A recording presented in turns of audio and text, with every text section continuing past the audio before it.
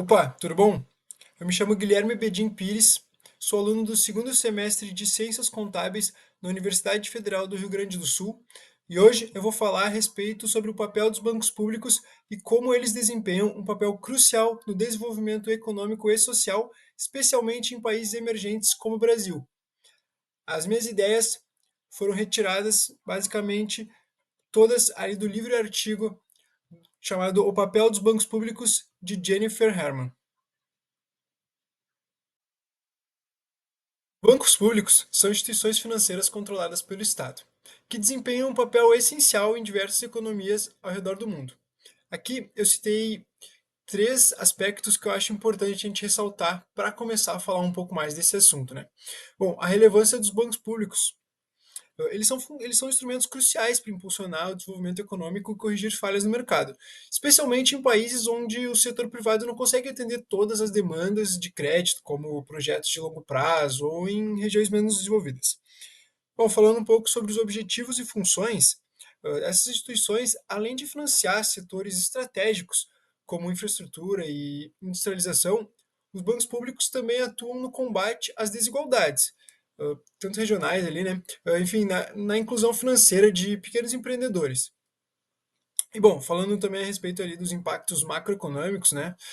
Macroeconômicos, os bancos públicos têm um papel contracíclico importante, ajudando a estabilizar ali a economia durante as crises financeiras, mantendo a oferta de crédito mesmo quando o setor privado tende a recuar, ou botar mais alto mesmo a taxa de crédito, né? Esse papel é essencial para evitar recessões mais profundas e promover o crescimento econômico sustentável.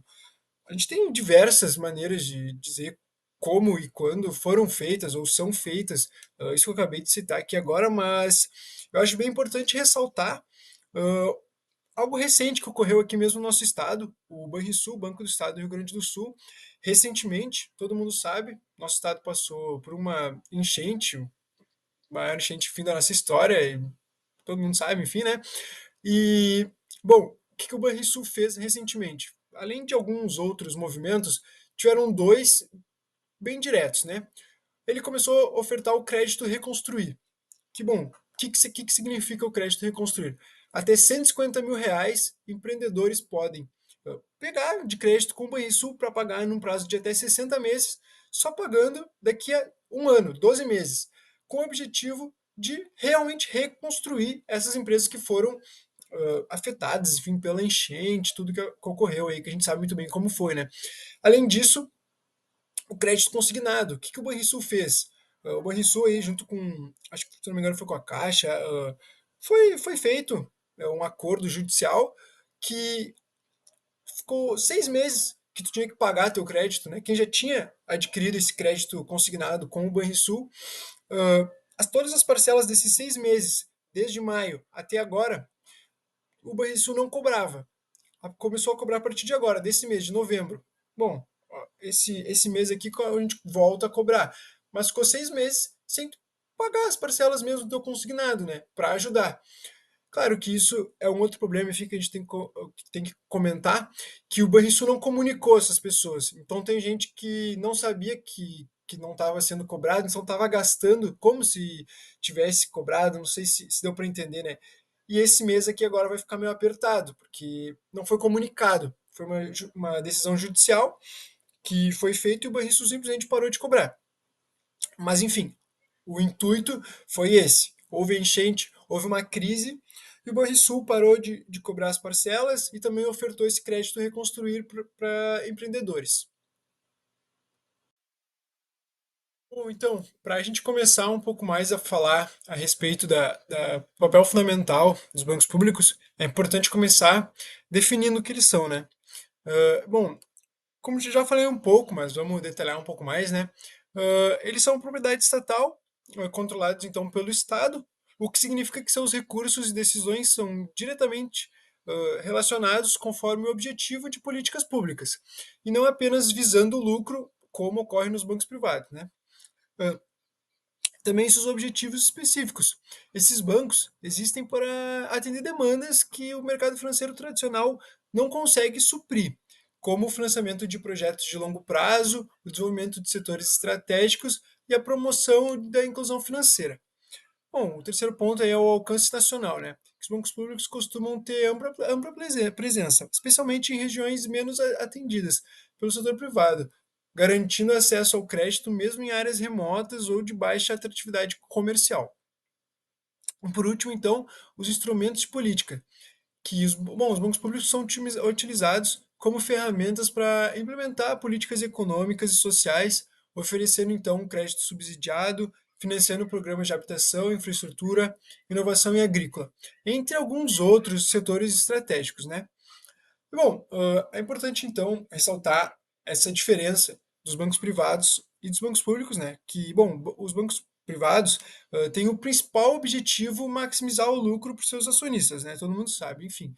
Os bancos públicos, eles buscam equilibrar a sustentabilidade financeira com o cumprimento de algumas funções sociais. Mas é importante ressaltar que também não é como se os bancos públicos ignorassem o fato do lucro, né?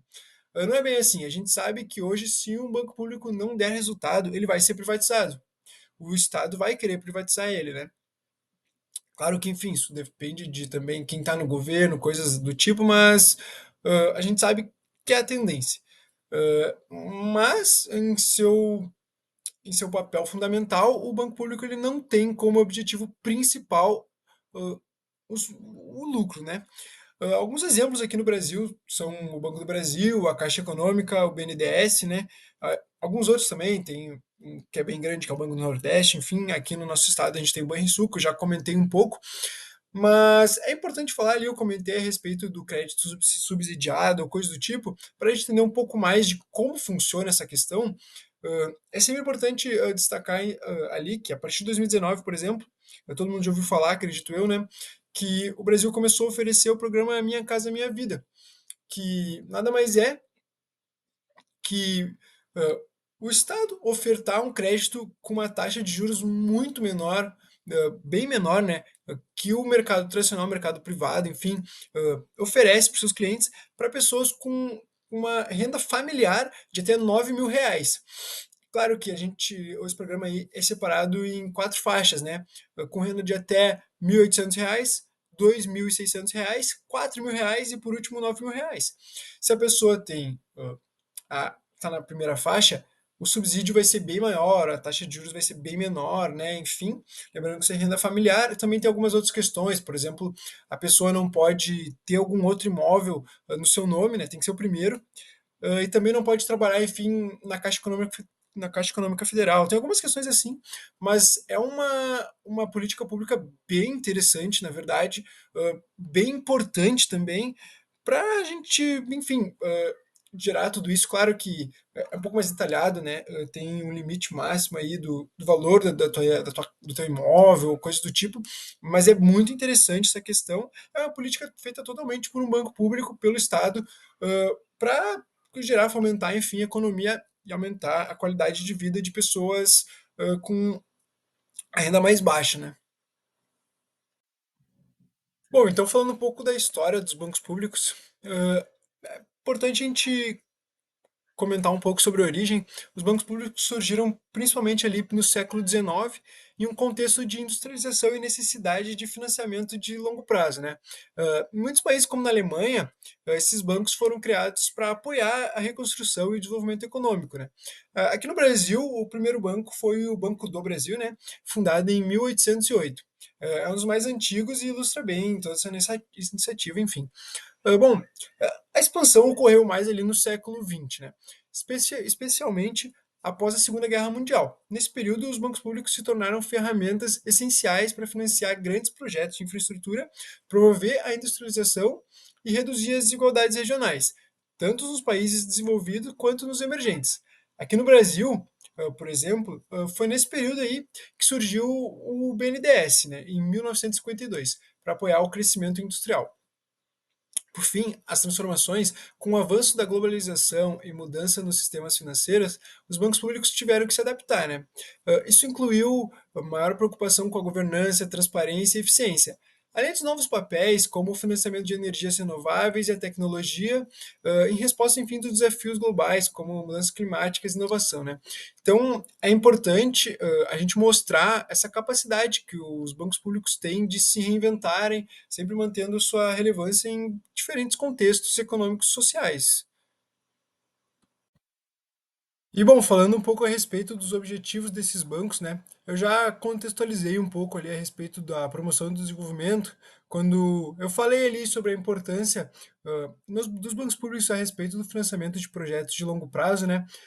Para situar um pouco, dar um exemplo, eu posso dizer quando o BNDES então participou do financiamento de projetos como a construção de rodovias, hidrelétricas e o desenvolvimento de energia renovável em áreas que demandam altos investimentos e têm retorno financeiro ao longo prazo, né? Não um retorno curto ali, que seria onde os bancos privados visam.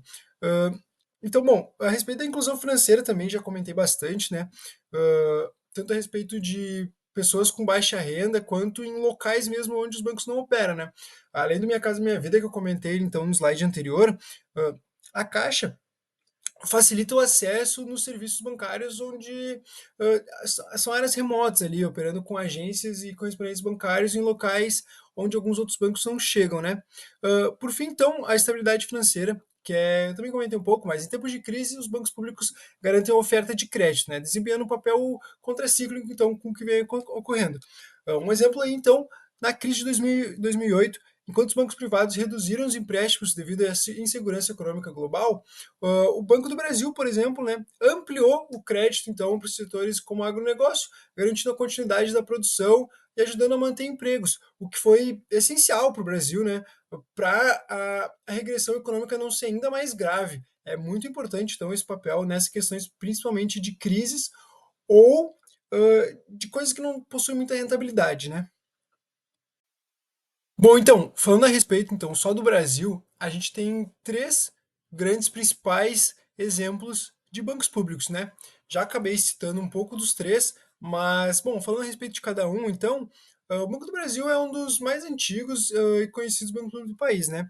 Foi fundado em 1808. Ele desempenha um papel importante, então, no financiamento do agronegócio, oferecendo crédito subsidiado para os pequenos, médios e grandes produtores rurais, ajudando a impulsionar, então, um dos setores mais importantes da economia brasileira, né? Além disso, o Banco do Brasil também apoia exportações e oferece linha de créditos para empresas, promovendo o desenvolvimento econômico.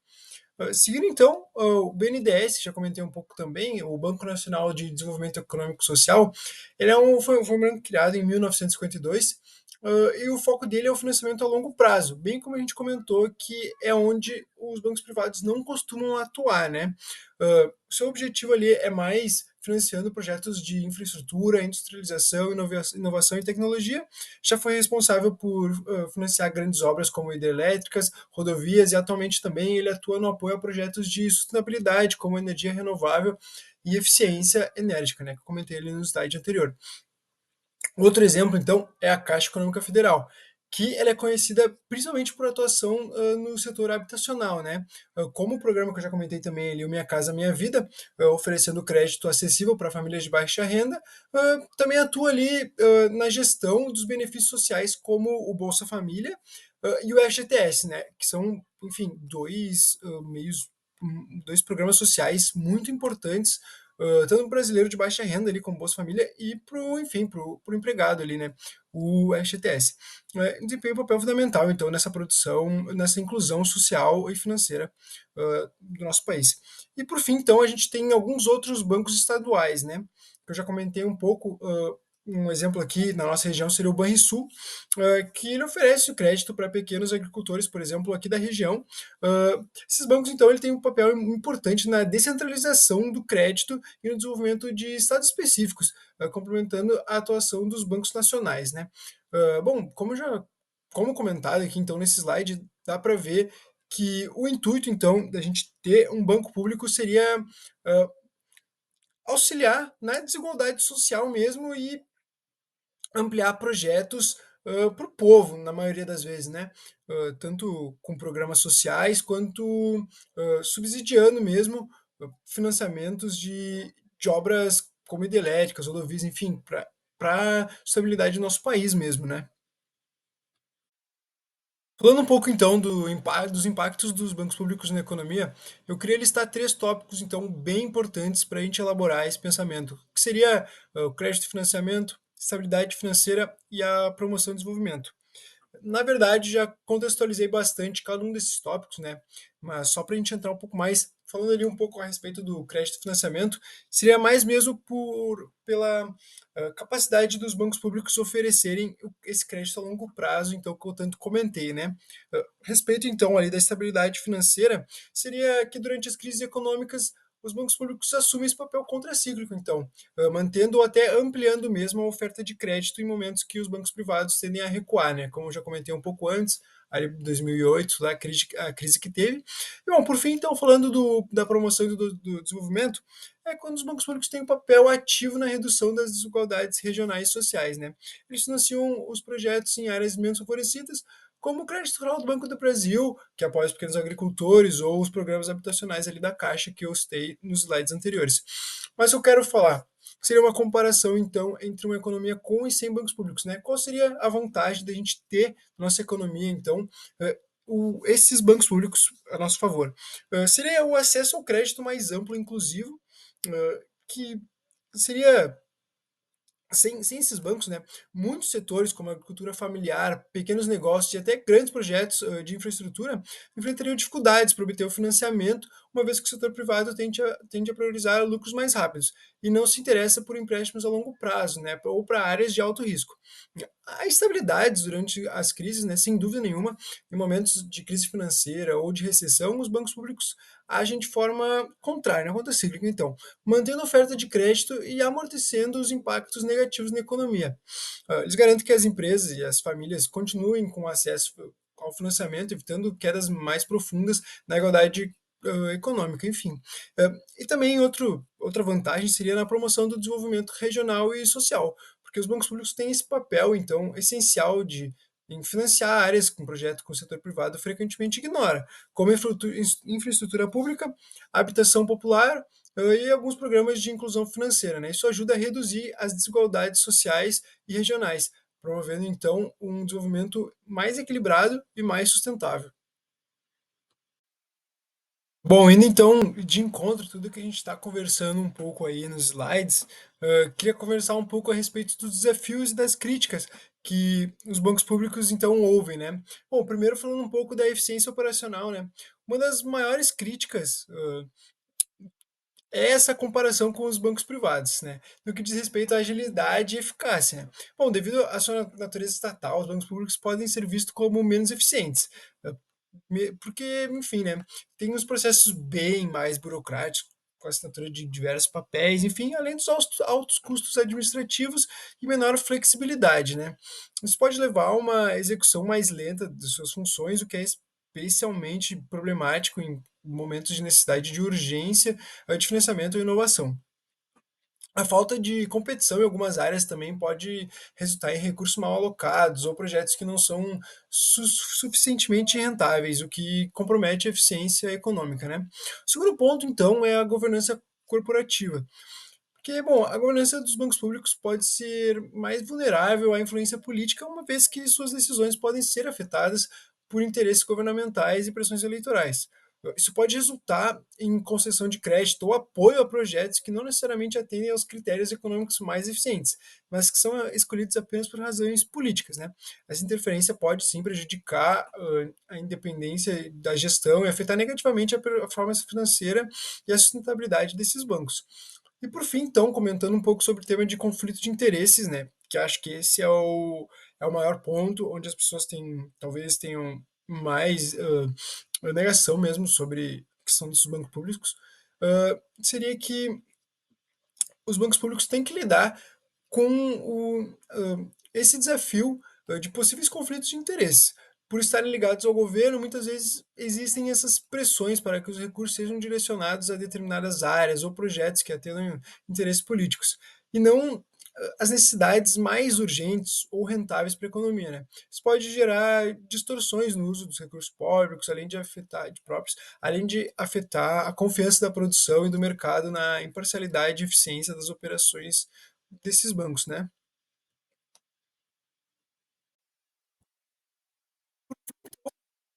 a nossa análise sobre o papel dos bancos públicos, quero falar primeiro a respeito do papel estratégico, né? Os bancos públicos continuarão desempenhando um papel estratégico na economia, especialmente em momentos de crise ou quando se trata de financiar projetos de longo prazo, né? Como a gente já falou um pouco. Sua função de promover a inclusão financeira e reduzir as desigualdades sociais continuarão sendo essenciais, né? Portanto, embora enfrentem críticas, o papel dos bancos públicos na mitigação de desigualdades econômicas e no suporte do crescimento sustentável segue sendo fundamental para o equilíbrio da economia nacional, né? Em relação à modernização e eficiência, a tendência é que os bancos públicos busquem se tornar mais eficientes e competitivos, né? Aprimorando seus processos internos e adotando práticas de gestão mais ágeis, né? A modernização é um caminho que é necessário para que essas instituições supere esses desafios como a burocracia excessiva, a falta de flexibilidade, né? E bom, a adoção de novas tecnologias é outro aspecto bem crucial. A transformação digital, ela pode proporcionar uma grande melhoria nos serviços oferecidos pelos bancos públicos, né? Hã, a digitalização de processos e a implementação de soluções tecnológicas inovadoras, como fintechs ali e sistemas de inteligência artificial, permitirão implantar o alcance e a eficiência nas operações, além de oferecer um atendimento mais rápido e acessível para a população, especialmente em áreas remotas ou de difícil acesso, né, que a gente viu bastante ali nos bancos digitais, como Nubank, C6, enfim, que eles têm essa área bem aprimorada, apesar de não ter aquele relacionamento tete a tete, né, cara a cara ali com o cliente, como a gente tem nas agências do Banco do Brasil, Caixa, Banrisul, enfim, que, bom, aqui em Porto Alegre, por exemplo, em qualquer esquina tu acha um Banrisul, né, e tem esse tete a tete.